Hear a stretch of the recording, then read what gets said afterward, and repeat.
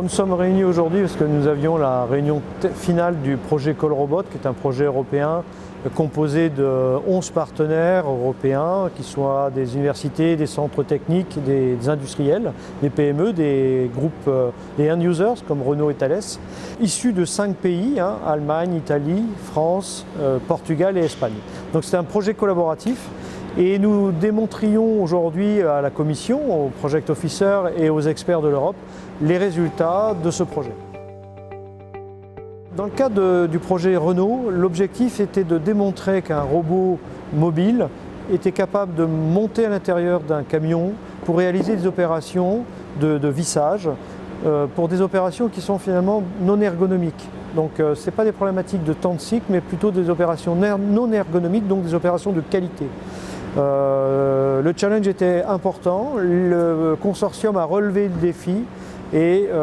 aujourd'hui on peut dire qu'on a une solution qui est au niveau industriel et Renault réfléchit aujourd'hui pour intégrer ça dans différentes usines du groupe.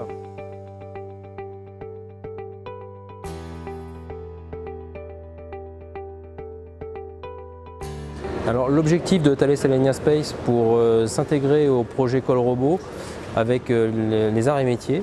c'était de pouvoir s'adosser à des académiques suffisamment intéressés sur la problématique de la robotique collaborative et suffisamment compétents pour pouvoir déjà nous faire monter en compétences nous sur ce domaine-là, mais aussi essayer d'apporter des solutions pratiques à nos problèmes récurrents quotidiens et en particulier ceux qu'on peut imaginer au niveau des opérations qui peuvent être des tâches répétitives ou des tâches à faible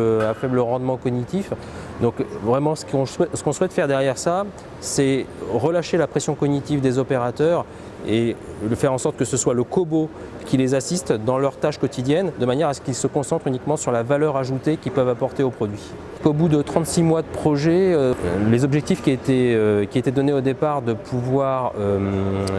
améliorer nos compétences dans le domaine de la cobotique, mais aussi d'essayer de voir si les solutions qui étaient proposées étaient compatibles avec nos contraintes d'opération et nos contraintes humaines, s'avère intéressant dans le sens où on a pu avoir un feedback de nos opérateurs sur ce type de use case, mais aussi derrière voir comment l'ensemble pouvait s'insérer dans notre site et avec quelles contraintes. Donc on a tout de suite pu voir les avantages et les inconvénients de la solution. Alors les résultats sont excellents. Notre Project Officer nous a indiqué qu'il voulait faire de ce projet une success story européenne. En fait, à travers ce croisement, cette cross-fertilisation entre l'automobile avec ses contraintes et le domaine de l'assemblage satellite avec ses propres contraintes, on est arrivé finalement à une solution qui, dans les faits, est relativement générique et pourrait être appliquée à d'autres domaines que, par exemple, dans le domaine de l'aéronautique, le domaine pharmaceutique, le domaine de l'agroalimentaire. Et donc, en fait, ce croisement de structures industrielles, de domaines industriels est extrêmement important pour faire de la co-innovation.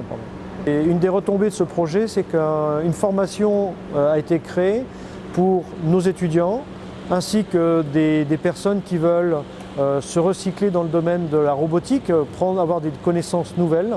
Ce master s'appelle le Master CallRobot et il permet donc en fait à un ensemble d'étudiants d'avoir une spécialisation dans le domaine de la robotique et de l'automatisme pour l'industrie.